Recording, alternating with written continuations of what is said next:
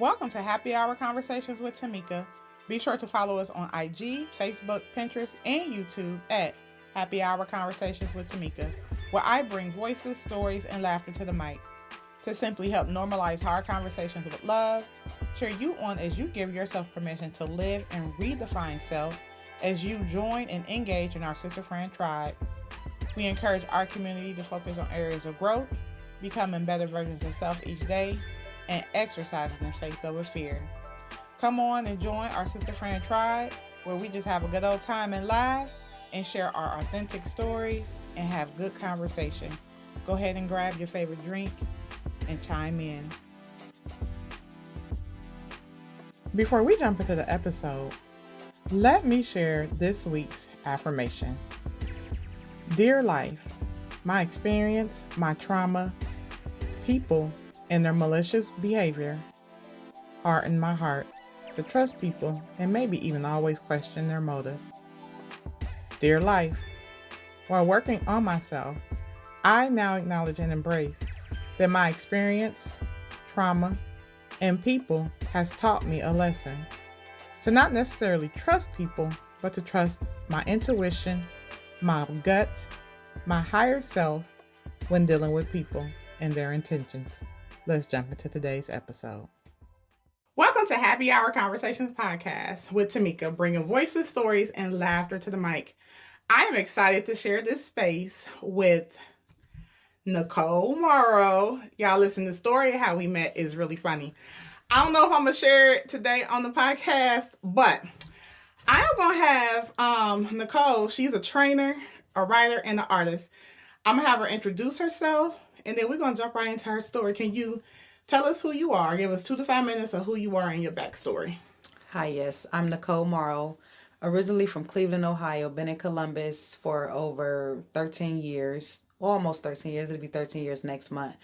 I went to Columbus State, graduated with an exercise science degree. I'm a fitness trainer, but I also do art it's a hobby, but I love making art. So I'll sell some of my artwork, but I just do it because it's therapeutic, but I'll sell something too. And I also, a mother of 4. I have 3 girls, 1 boy.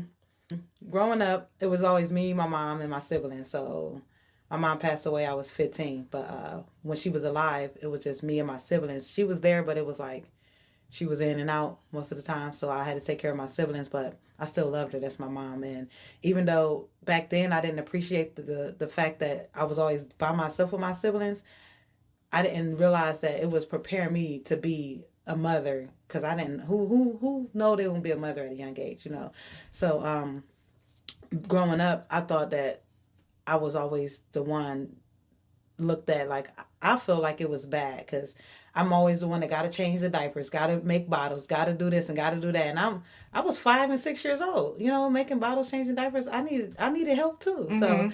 So, but I didn't take it out on my siblings. Now, how many siblings? I got 10 siblings. 10, and you fall where in that? The 4th. So you're the 4th sibling. Okay. So I had 7 under me. Okay.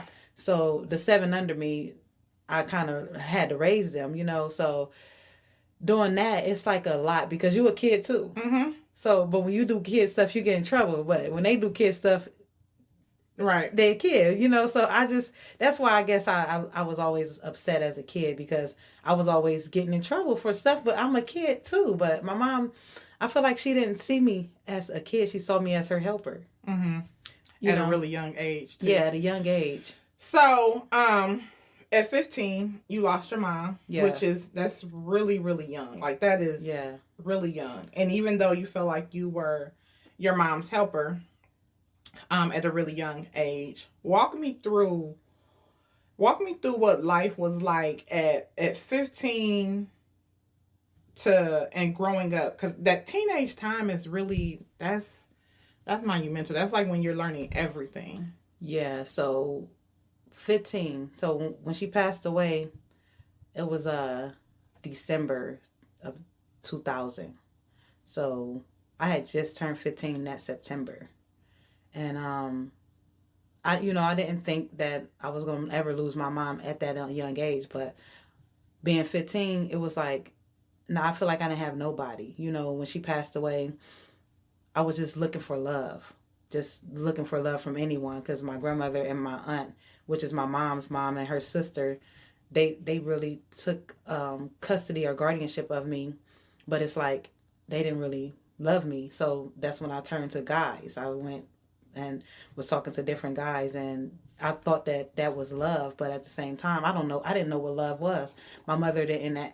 She didn't tell me nothing about love. So it was like I was just trying to figure things out on my own, and no one was really showing me. So it was like the things I was learning, it was just by trial and error. Like, oh, that didn't work. No, don't do that again.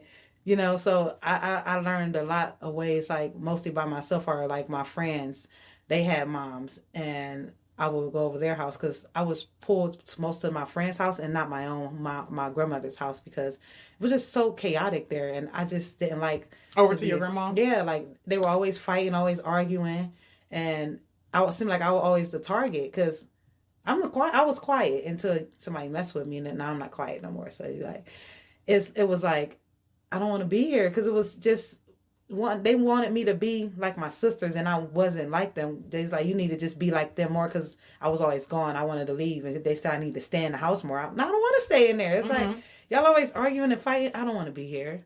So that's why I used to go around the corner to my friend's house, and they used to have fun. Just had music on, dance and laugh, and that's the type of stuff I like to do. I like to just be around people that where they can laugh and not be serious all the time. My sisters and them, they was always so serious. Like, they never really laughed, and I'm like, I'm the goofy one. So it's like I'll be laughing, and it's a serious matter, and I'm like, well, it gotta lighten the mood up, because it's like everybody's so angry, and I'm like always laughing. But back to growing up at the 15, a lot of my friends' moms helped me out a lot, because my friends, they mom took me in, and not knowing that what I was going through at home, I just didn't want to be there. Like, my friends knew, but they didn't tell their mom. They was just like, can Nicole come and stay over? And they would say, yeah.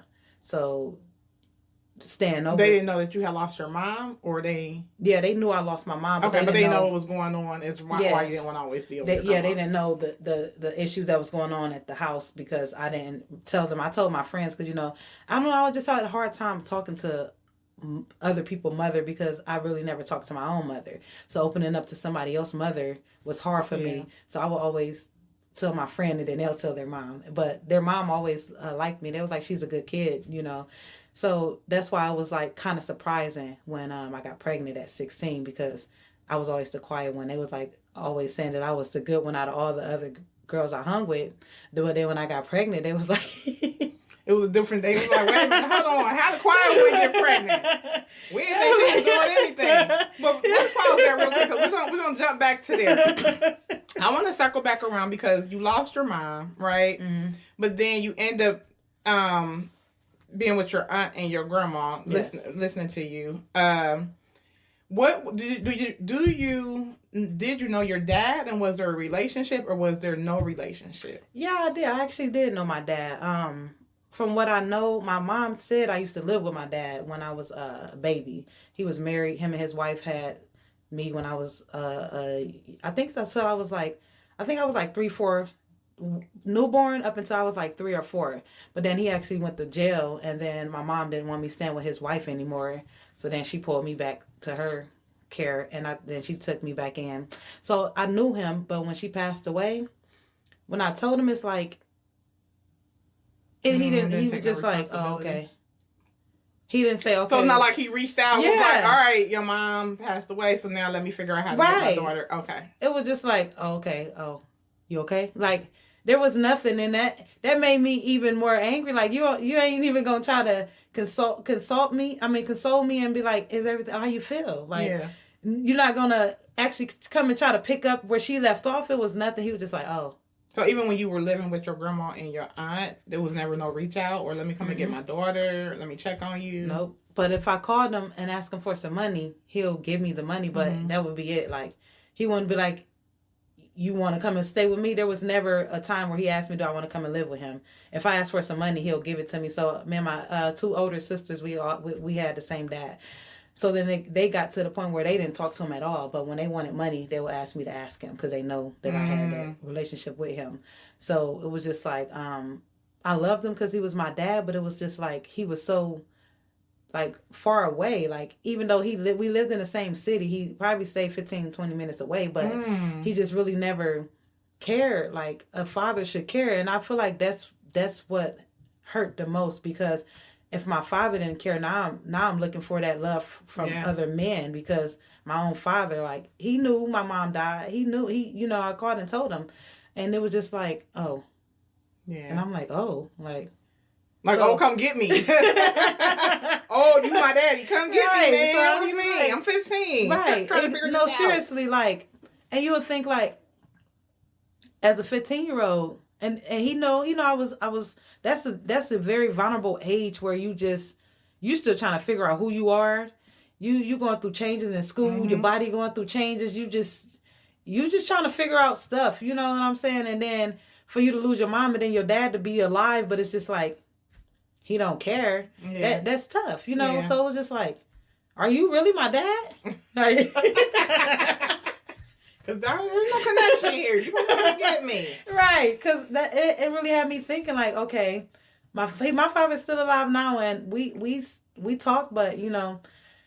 I don't, is he in Cleveland? Yeah, he's in Cleveland. Okay. Like, when I go there and visit, he's so busy. He worked 2 jobs. He worked third shift and first shift, so it's like he's always at work. But so there's still no relationship. Not really. Like, when I had my own kids, I lived with him, but I had to pay to stay there. But like during those times where my mom passed away, and that very early age, like when I was still 15, that was like I really barely saw him. And then a whole year went on later, and then I called him back, but it's like he never really tried to reach out. And I'm like, So he stopped caring, so I stopped trying to reach out to him. Like I just figured out, I figured he didn't care. Yeah. I was like, I'm not gonna keep trying to call him, even though I know that's my dad, but doesn't it work both ways? Like in a relationship. Yeah, like work. Yeah. You gotta reach out to me too. I'm your daughter. You should be reaching out to me more. You're the adult. So it just wasn't like he wasn't trying to reach out. So I'm like, I just stopped reaching after a while. But then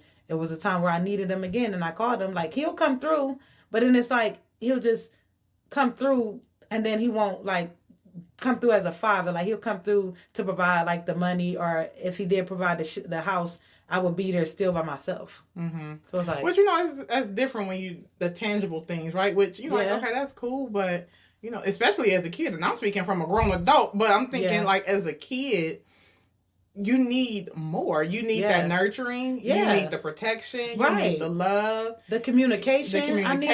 The trust. Yes. All of those things that parents, and specifically we talking about me and your dad, they're supposed to provide. Yes. So that's a lot. That's tough. And it was none of that. So like, I'm just getting revelation just now that's probably why I turned to the man the way I did, because I didn't get it from my own father. Mm-hmm. Had I would have got it from my own father, then I would have been cool. You know what I'm saying? Then I would have known how a man's supposed to treat me. But still, I'm still looking for that love. Mm-hmm.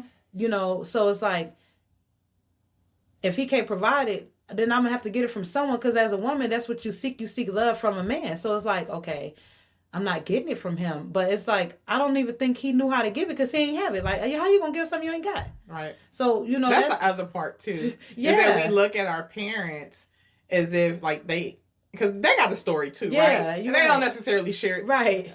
In my opinion, they don't share their stories, right? They don't. And so, but we don't know that. And so we're looking like, you're supposed to be my parent, and why are you not showing up for me, right? Yeah. But then we know it's something there to why, you know, he didn't show up. So we know, you know, and it had to be some healing that could happen in order for him to be the father that you needed him to be, and still now, because he's broken too. You know, like you said, we all have a story, and I know he went to jail. I know he got shot before. Like, he could have been dead, but you know, I don't know a whole lot. Like, he never gave me detail on what happened. It'd just be like, oh yeah, this happened, that happened. But there would never be a time where we actually sat down and he talked to me. It'd just be something that came up, and then he would just brush it off. So I honestly don't feel like he had his dad died when he was a baby. So, you know, he didn't have a father. You know, so that could be the way why he turned the way he turned. Yeah, it's all full circle. Let's circle back to you living with your grandma and your aunt. Your mom passed, and your grandma get custody of you, right? and then you're spending time with your friends and their moms, right? And you're learning from them, but you're still figuring a lot of things out on your own. And then you get pregnant at 16. Yes. So when you get pregnant at 16, are you still living with your grandma? Technically, or are you kind of couch surfing? Yeah, like I was couch surfing, floor surfing, just gone. Like, getting it where you can, huh? No, listen, you gotta make light of this, honestly. But was that the case? Yes. Okay. Because my grandmother still had custody of me, but being in that house was just like it was horrible, like being told that certain thing. Okay, I was pregnant, right? Mm-hmm. For one, I was 16. I didn't even know nothing about pregnancy, like, because I didn't think I was gonna be pregnant. Who thinks they're gonna be pregnant as a teenager? Nobody. I don't think. So my aunt, she already had 3 kids at this time. And I would have thought, like, as me being her niece, that she would help me through this process. But it was the opposite. She was like, you think you all that because you pregnant? No, I didn't. Like, I felt like crap because it was frowned upon at back then or anytime, still probably now. As a teenager, right? Yeah, as a teenager, I didn't think I was all what? No, I feel like I wanted to hide. So she was always saying these things to me, and I just didn't know how to take it because it's like, no, I don't feel like I'm all that. But I feel like, she was saying it because me having a baby, I feel like she thought was going to take away from the attention from her own kids because she had her own kids. So I was really not given any options. Like, because mind you, when I found out I was pregnant, it was already too late for me to get an abortion. For one, I wasn't going to get one, but that's the options. Either get an abortion or give it up for adoption. There was 2 options. I didn't have another. They didn't give me no other options. But, I still had a period and everything. I didn't think I was pregnant. Oh, when you were pregnant? Yeah, oh, really? Because I'm like, I don't know why, but I still had a period. And I told you when my boobs started doing what they was doing, I thought they was broke because I'm like, well. Yeah, okay, so listen. Y'all listen, she was telling me the story about being pregnant, right? And so, because she didn't know she was pregnant, what are you, 6 months at this point? You were in your second trimester? Yeah. Okay. So her breasts start producing milk and they start leaking. Yeah. And she's young, so she thinks something is wrong. So she start asking where her breast broke. And when she told me that, I laughed so hard. So, but when did you, okay, so you think your breast broke. Yeah, because I didn't have any. So then you end up going to the doctor and find out that you were pregnant. No. I actually went to CVS and I stole a pregnancy test. Okay, all right. I'll just be real with y'all. You were teen? Okay. I went and told my friend because like I had this real thick line on my stomach where my stomach was flat, but if I leaned all the way back, it would do this like this.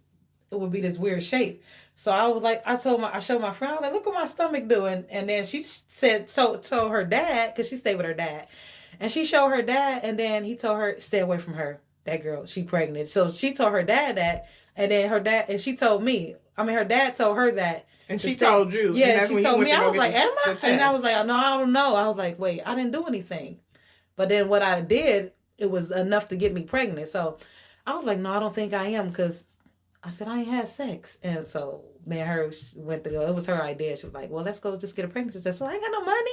So we're going to have to go steal one. So I was like, okay. So we went and stole one. And it had them two thick red lines. And I was like, the 2 lines, I said, I'm pregnant. So I took it at home, but I went around the corner and just threw it in somebody else's yard because I couldn't. You got somebody else in trouble.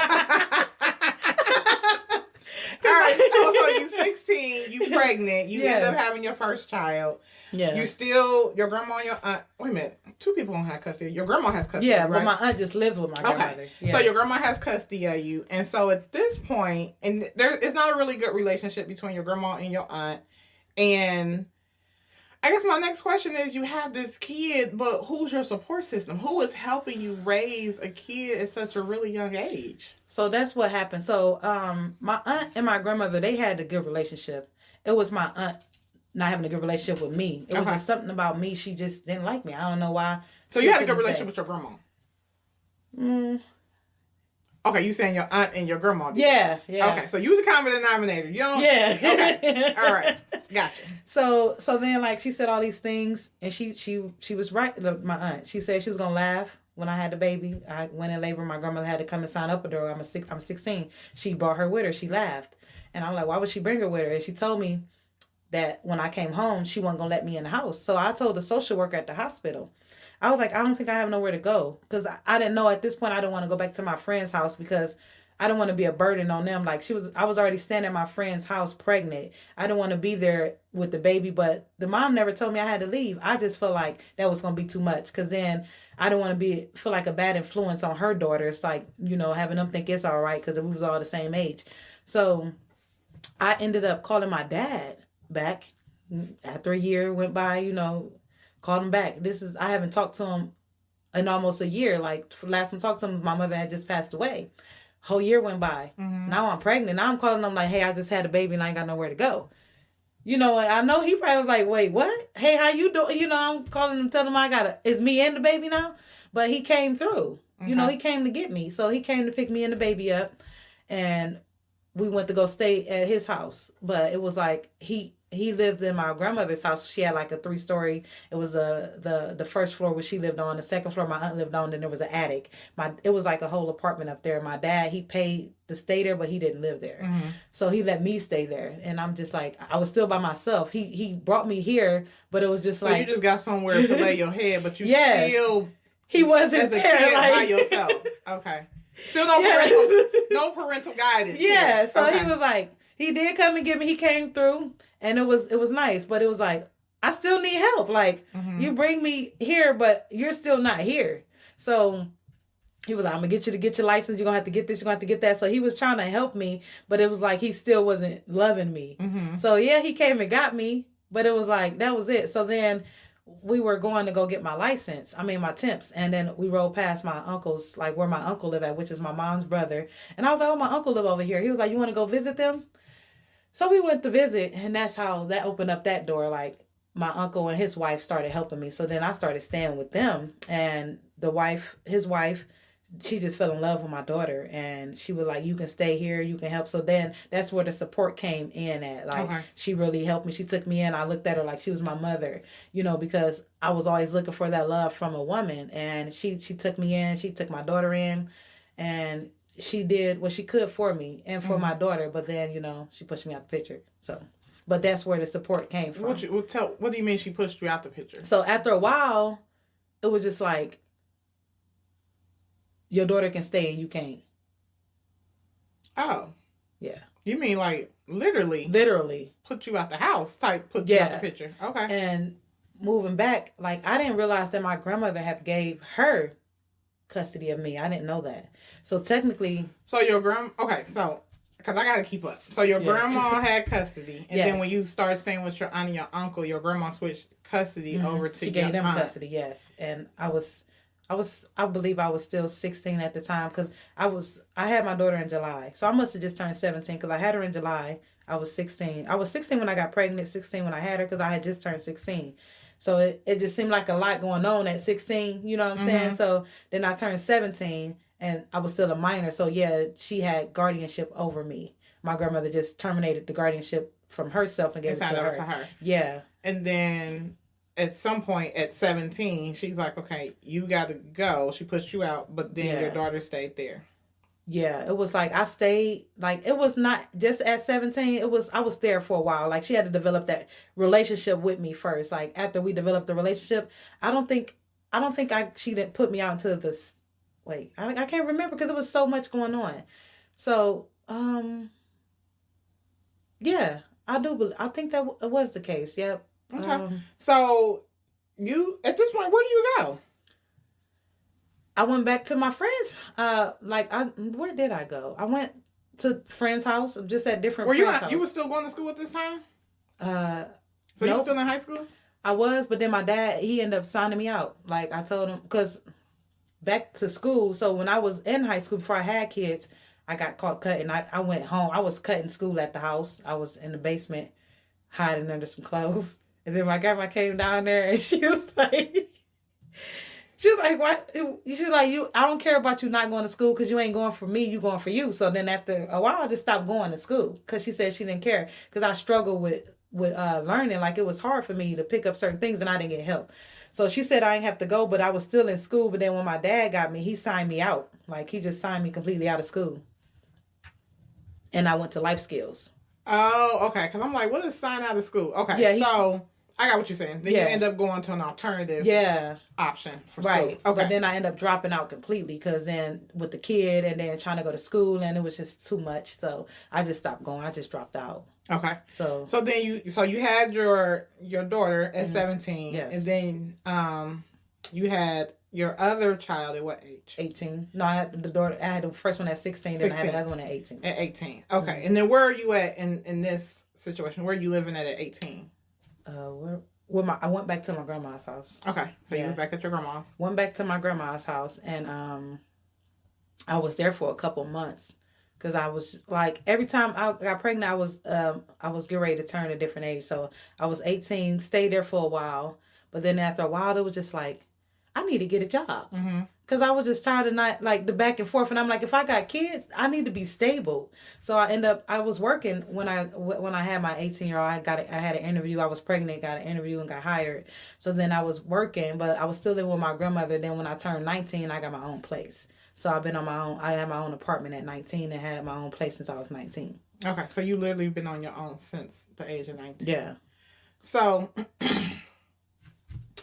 15, you lose your mom, and then even prior to being 15, excuse me, at a young age, you had adult responsibilities helping to take care of your siblings. So you've always been in this like adult responsible type role, right? Not necessarily been able to be a kid, and a kid, just being able to be a kid, right? So then, your mom passed. Then you're in a situation that you don't necessarily like, and so you literally been a teenager, figuring things out with the help of sound like a couple of your friends' mothers, but other than them, you really been a teen figuring things out by yourself up until. You want to share what age you are?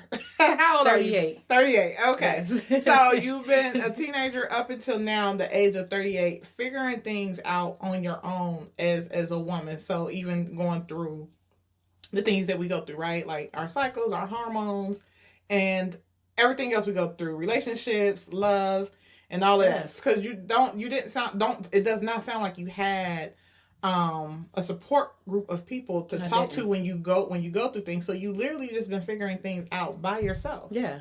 And then like how I would figure it out is just how I see how my friends interact with their moms. And I'm like, oh, okay. But it was never their mom talking to me. It was how she was talking to them. And I was just like, yeah. So, cause the people that were supposed to help me, they didn't help me. They was like, they would tear me down. And it just made me feel like, do anybody love me? So I just had. So you never felt safe. No, I never. You never felt safe, and you never. What did trusting people look like? It was. I really didn't really trust people. It was like I had a wall up. It was, even in my adult life, I always had a wall up. In the certain relationships I was in, they said that they were like, I would just want to get to know you, but I can't because you got this wall up, and I would just be like.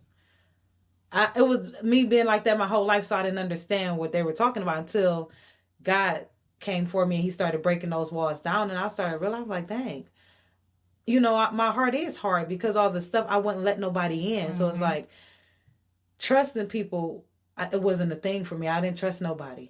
You know what I'm saying? I trust, it was hard to trust because how could you trust when the very people like your family, the ones who was supposed to love you, the ones supposed to care for you, they treated you like crap. So that made it hard for me to trust because the hate came from my own family. And it's like. Now, where are you at now in the process of trusting people? Oh, I trust people because it's like, I know now, like, because what I've been through and then the people that I've been around, I could tell that they truly care about me. So I don't just, look at them like, oh, I don't know, you a little iffy. I don't do that no more. So I trust people because where I'm at now in my life, because I just don't be around a lot of chaos. So if I'm around somebody, I know I could trust them because we can relate to certain ways. So I trust a lot now. Not saying too much, but I do trust more than I did back then because I didn't trust at all. So trusting now has to come from part of your healing. Yeah. So let's talk about the healing piece, because you're talking about 15, you lost your mom. You're a teenage mom, and typically, being a teenage mom or a mom in general, you have some type of guidance and being able to fall back in a support system. Right. And it's typically either your mom or the women figures that are in your family, right? Yeah. To help and guide you in that parental journey, and just kind of showing you the fundamentals and everything as being a parent, right? Mm-hmm. So you didn't have that. Mm-mm. You didn't have that. And sitting back now, or if you had to sit back now, like what would you tell your 15-year-old self? That's a good question.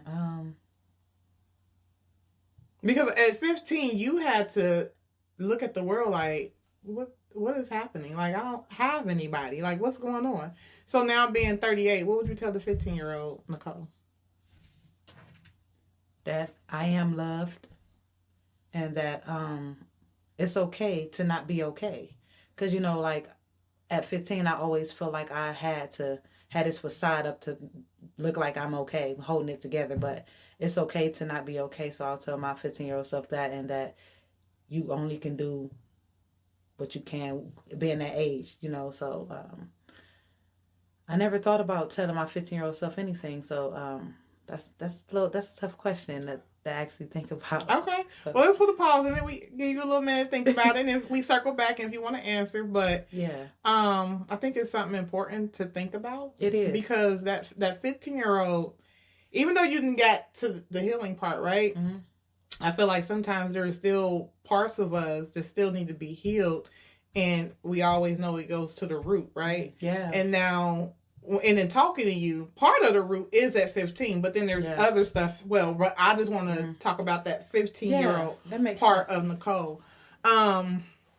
So one of our main goals at Happy Hour Conversations podcast is normalizing grief. Right? I started this because of my own grief. Mm-hmm. So at 15, tell me what grief looks like to you. And did you even know what grief was? I didn't even know what grief was at 15.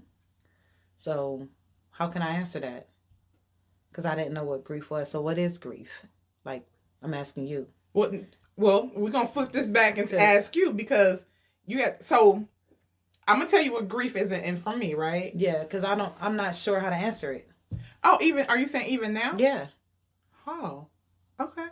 Because, I never, like I've been through a lot, but what is grieving So grief is, I think, it's a list of emotions for when you lose someone, right? Mm. Okay. And you go through the journey of, you can be angry, you can be sad, you can be mad. I mean, it's just an emotional roller coaster, right? Okay. And I think everybody's journey is different when it relates to grief, like the experience, right? Yeah. So, the 15-year-old, because probably didn't know she was going through grief, but she probably was angry. I was angry. Exercising different feelings because she's lost her mom and don't know what to do with not having her mom around. Despite that the relationship, from what I hear what you're saying, it wasn't its best. At the end of the day, we all want our mom and our dad. And if we can't have both, we want one or the other. That's true. So, yeah, for me, grief was being angry. I was angry a lot. And then promiscuous. Like, I just started, like, doing things because I was just trying to fill that void. Mm-hmm. And that's what I saw my mother do. Like, I just saw men in and out. So I'm like, well, maybe that made her happy. So I was just trying to chase happiness from a promiscuous side, if that makes sense. And it was just like, still feel empty. You know what I'm saying? Mm-hmm. Because then once I got done or they got done, I was still like, they don't love me because they just, so for me that it was a lot of anger, a lot of being just vulnerable to just feeling like this is what I want, and not even know, I didn't know what I wanted. I just wanted love. So I was hurt. I was feeling it was scared. It was a lot, but it was up and down, up and down. So it was just like a roller coaster. I was experiencing so many emotions, and sometimes it'd be 3 to 4 emotions in one day, but I didn't have nobody to talk to, so I would just be shut down. But these things would be going on in my head, and sometimes I cried a lot, by myself, because it was just like nobody cared. I feel like nobody cared. So who did I talk to? I didn't get counseling. Yeah. So that's why I went on with my life being broken and looking for these things. But then it was like, when do you find them?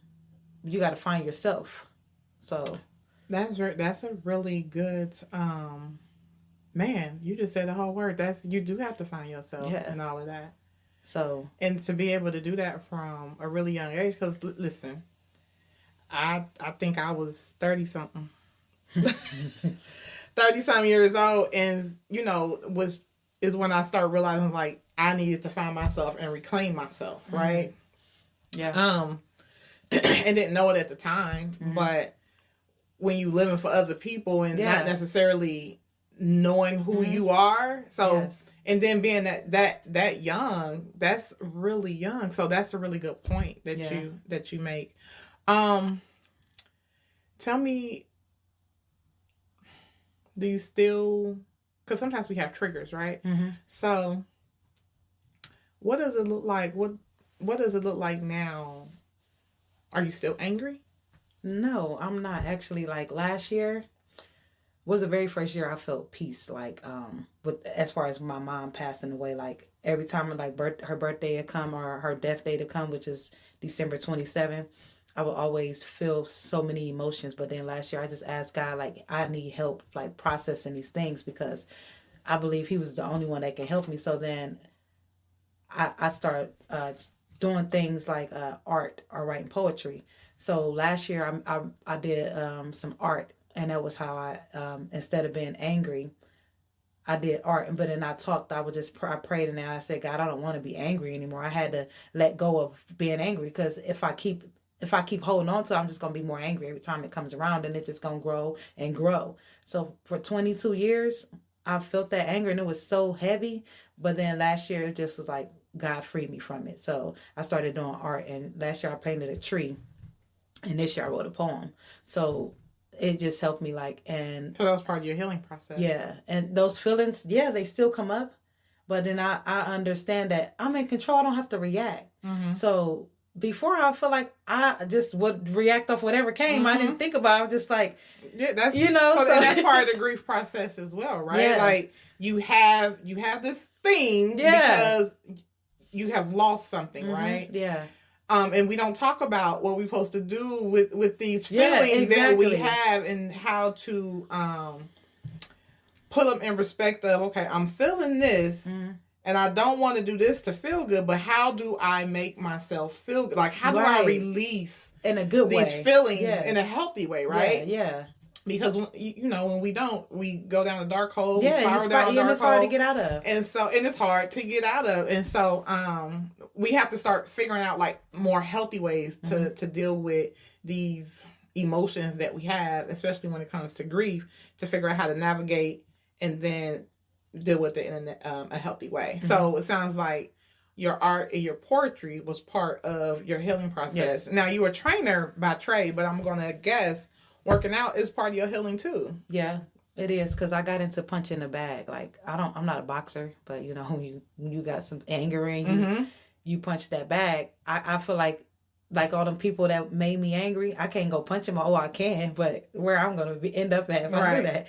So I started punching the bag. And one thing I started doing, like taking sticky notes and writing down like what's ever bothering me in that moment. And I'll put it on my bag, on my punching bag. And I'll just punch it until it falls on the ground. And that made me feel like I won. So yeah, that was one technique I had that helped me with my healing process as well. Because anything else? Running. Okay. Like when I run, it just takes my mind off of other things, because I gotta focus on this run, like, and also walking. Make sure I don't fall. Right. and then I do a lot of walking too. I like to walk a lot because I just admire what God made. I hear the wind blowing and then the water. It just relaxes. Yeah. So and then I'll just be talking to God. I'm like, you know what?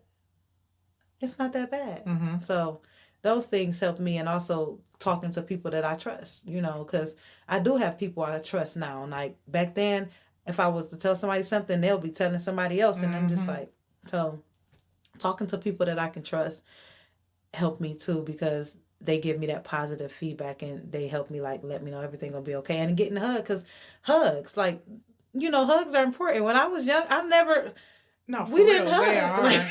They are, yes. We never hugged. And, that's showing that affection, and I didn't realize how, like, until I had my own kids, until I had my youngest two that I raised, they really showed me what love was, because they, like, there was nothing attached to it when they would say, like, when a guy would tell me they love me, now they want my goods. Like when my kids tell me, they really mean it. So when I had my kids, they showed me that they love me. Like, they showed me what love. Yes. Love. And then I never really had hugs before until I had my own kids, because, I didn't realize how important hugs were. Like, because I never got hugs growing up. I'm just like, my siblings still don't like hugging. They be like, no, don't hug me. I'm like, well, you need a hug. Come here, come bring it in. So let's talk about real quick before we because we're gonna be wrapping it up here in a minute. Yeah. Let's talk about you being a parent. So you had to figure out this whole parent thing. You have 4 children, but you raised 2, right? How did you figure out the whole parent thing? Because you were still young that's when you had your last 2. So yeah, how did you still figure it out? Because you still by yourself at this point. Well, mind you, remember I was taking care of my siblings, so I kind of already knew. So you already had some things in place, okay? Yeah, so I already had some things in place, because I was raising my siblings up until I was like 12, 13. Okay. So some things I already knew how to do, but as far as having my own kids, like with my youngest 2, me and their dad were together. So we were in a relationship for it was like 6.5 years. Okay. So we had to help. So him being there helped me. But a lot of things I figured out because I just, I was doing them with my siblings, but then with my own kids, it was different, because I actually had to be the one, as a newborn, I had to, be the one to hold them and then know, all babies got different cries. So I had to learn their cry. So it wasn't that hard. I guess it was just because I feel like I was already prepared. My mom was already preparing me for it. So it was I kind of just already knew what to do. You looked at what you learned early on. Yeah, okay. So I feel like, that's why I say that it's all not a bad thing, because it's how you perceive it. Like growing up, it can be all looked at bad, but I look at it as it's not all bad, because I also learned some things too, and I learned some things so that my kids don't have to do what I did. You know what I'm saying? They'll never have to do the things I did, especially raise my kids. For one, they are it. I'm not having no more. But if I did, I wouldn't make them raise my kids. And then I would never tell them you're ugly, you're this, you're that. I speak life into them. So I feel like, going forward with now raising my kids as teenagers, it's just, I don't know, it's different, because my mother didn't raise me as a teenager. So they different. And it's really just communicating with them.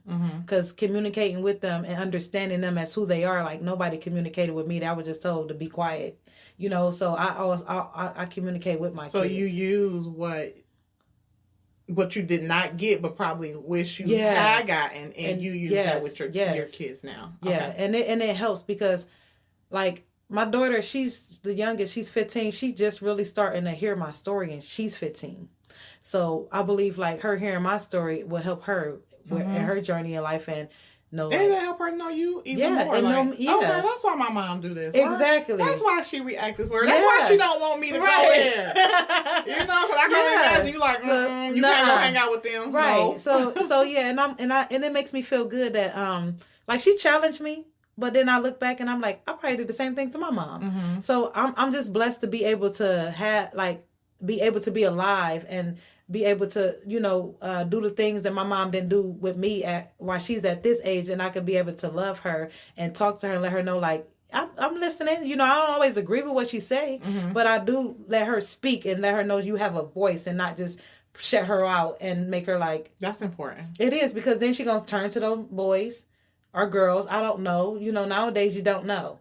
So I just let her know, I'm listening, but I was like, no. And then when I tell her something, it's just not a no. I tell her why I say no. Because then it make her understand. Because then when you just say no, my mom told me no a lot. I'm going to do it anyway because she said don't do it. Why she say don't do it? You. Like you said no. Yeah. So, I'm curious. I'm going to go check it out myself. I'm going to go check it out. And I did. And with her, I tell her why, like, look, if you got 3 friends that's trying to talk to you and you got 3 guys that's trying to talk to you and they all friends, I said, it's a setup.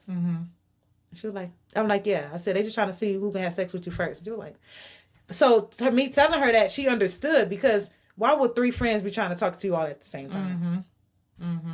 That's good that you are, that you talk to her, but you are also just that real with her as well. And I think that's what a lot of our teenagers, they need. First of all, I think they need to hear our stories, right? Yeah, we need to talk more and about be transparent and be transparent with purpose. Yes, right? Exactly. Because it helps shed light on them about us, but also it lets them know, like, oh, okay, well, wait a minute, I need to take a different road because I don't have to walk the same path. My mom already walked it, or whatever the situation may be. You're right. So, I feel like it's gonna have to be a part 2 because give me, because you were a teen mom, right? Yeah. So, give me 5 gems that you would share. Give me 5 gems that you would share to another teen who may have lost her mom. 5 nuggets. 5 nuggets. What, survival nuggets or just whatever's on your heart? 5 tips. Okay. One would be. That was our timer, y'all. We're gonna be wrapping it up here in a minute. Okay, one would be just to know that it's not your fault, because we think it's our fault. So it's not your fault. The second one would be give yourself time. You need time. Give yourself time. 3 would be trust the process. You have to heal, but it's going to be a process. So trust the process. And 4, communicate with others how you feel. Because with me, I just kept it in and I never talked about it. So communicate with others. And then 5 would be just understanding you're not alone. You're not alone, because I felt so alone. I felt like I was alone, but I'm not the only one. So understanding you're not alone will help you find those others, and y'all can help each other, because it's hard when you're trying to do everything by yourself. Yeah. And it can be done, but you don't have to do it by yourself. Find your tribe, find your people. Yes. I love all of those. And it was important for me to ask you from a teenage perspective what you would give them advice.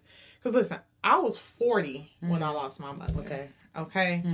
So I can relate on the losing mom part, but I can't relate to it from a teenage part. And that's it was hard for me at 40. So I cannot imagine. And again, despite whatever the relationship is, as I said before, we all want our parents. Right. Regardless of what happens. And so it was important for me to have you speak to it from a teenage perspective, because as we know, there's some teens still out there that have lost a mom, their dad, or maybe even both parents.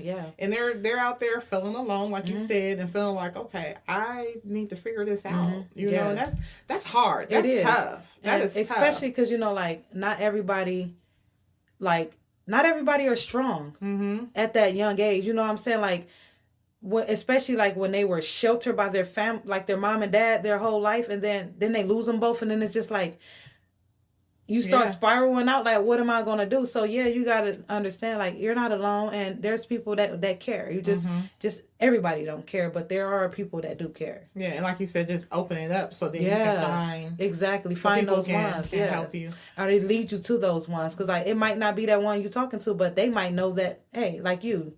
With me, for instance, you might come across a 15 or 16-year-old girl and you're like, oh, I know somebody you can talk to. That's healed. So we don't. Yeah, listen. I met her at the gym. The story is really funny. When I tell y'all I met her at the gym, I was in the gym minding my own good business. My own good business, right? Then we end up in the sauna, her and her daughter. Then we get ready to leave. I can't remember what we said, but it was just like, hey, y'all have a good evening. Then we exchanged words, and then she had given me a word that was on paper, right? Y'all, somehow she got me to come to the gym the next day in the morning. I literally thought I was going just to get her information, right? And I just turned it to something else. But she got me in the gym at 8 o'clock in the morning. I don't like doing stuff like that, but she got me there. It worked, right? and here we are now. So, and your story is really important to me because you said it earlier that you can look at things as being bad, but you pull in the good things out, right? And everybody's story don't have a pretty beginning and it don't have a pretty ending, right? But it's really what you make of it. And when I met you, then we started talking, I was like, oh my goodness. Like, you shed light. Like, you were just a beaming light that is just going around, just as happy, right? Yeah. And with a smile on your face. I don't think I ever seen you without a smile. Like, right. in the few encounters that we have had, I don't think I ever saw you yet without a smile. And so to know your story and to know that you are here, I just want to, say I'm grateful that our paths crossed each other, because it's purpose in that. And I just want to say thank you for saying yes to Happy Hour Conversations. And before we wrap up, I'm going to do 3 things. One is going to be, what would you say to your mom now? Do you want to read the poem? Yeah. Okay. Or you want me to say what I would say to my mom first? What would you say to your mom now? And then, yes, read the poem. To my mom, I would say I love you and that you tried your best with what you had. And I forgive you. That's what I'll say to her. That's what you would say to her now? You're going to make me cry. And then would you share the poem that you wrote your mom? Okay. And then we have 2 rapid fire growth questions after you read your poem. Okay. So the poem is called She, and that stands for sharing her emotions. She did what she could with the hand she was given. She didn't know how to love, so she couldn't give love. She wanted to be set free, but didn't know how. She turned to men and not to God, but she only did what she saw her mom do. She didn't want me to end up like she did, depending on men for my happiness. So she kept me in the house, thinking that would save me. Well, all that did was make me curious and wanted to see what she was keeping me from.